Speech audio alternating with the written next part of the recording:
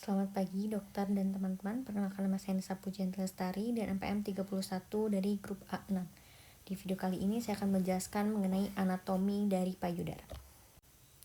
Payudara sendiri merupakan struktur superficial yang berada paling menonjol pada tubuh, terutama pada wanita, dan payudara ini terletak di anterior dari torakik.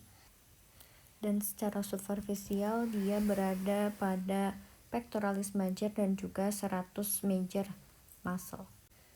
Nah, berikut ini merupakan gambar struktur secara anatomikalnya. Bisa dilihat ada nipple, ada areola, ada lactiferosinus, fat lobule, dan yang lainnya. Nanti akan dijelaskan lebih lanjut satu persatu.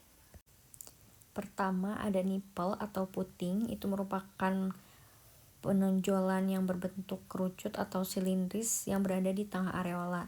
Nah, dia ini mostly merupakan smooth muscle fibers, dan yang mana puting ini dia tidak memiliki kelenjar lemak, rambut, ataupun keringat.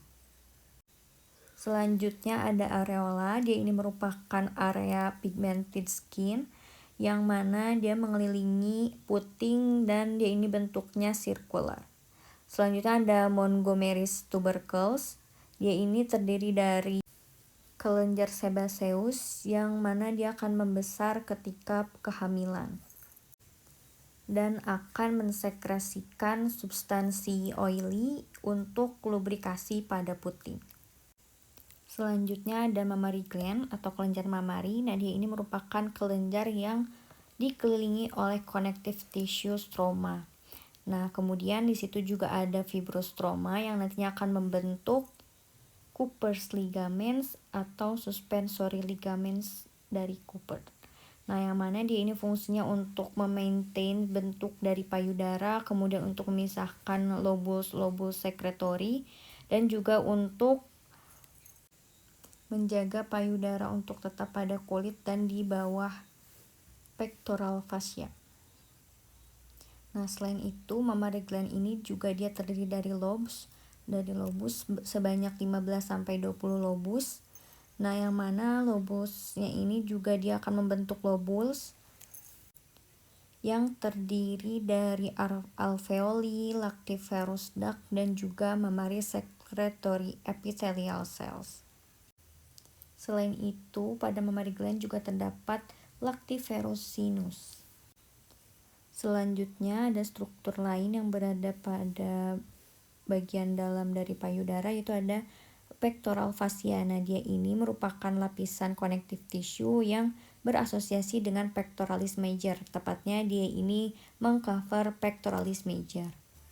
Kemudian bagian superficial atau bagian yang lebih luarnya lagi dari pectoral fascia ini terdapat retromammary space, yang mana dia ini merupakan lapisan loose connective tissue yang berada di antara base dari payudara dan juga pectoral fascia.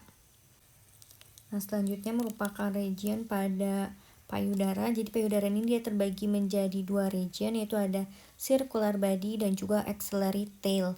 Nah, yang mana circular body ini dia membentuk bulk dari payudaranya, dan untuk axillary tail ini dia berada memanjang dari inferior lateral edge pada pectoralis major menuju axillary fossa.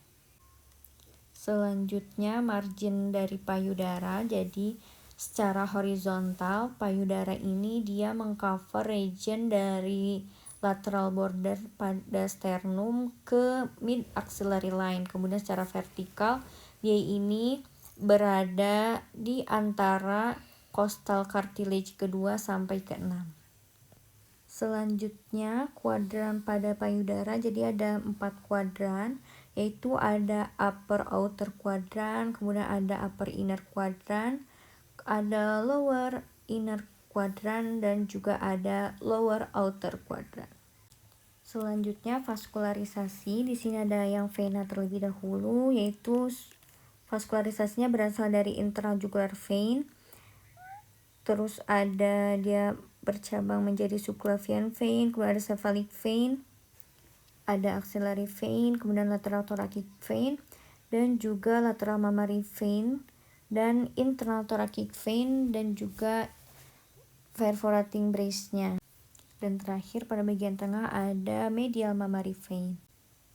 Selanjutnya ada arterinya, jadi ada subclavian artery, dan pada payudaranya sendiri yang secara langsung ada lateral mammary branches dan juga ada medial mammary branches, itu yang berasal dari tengah. Kemudian bisa dilihat juga di gambar yang bawah, jadi ada berasal dari thoracic aorta, nanti akan ke dorsal branch dari posterior intercostal artery, kemudian menuju posterior intercostal artery, kemudian ke anterior intercostal artery.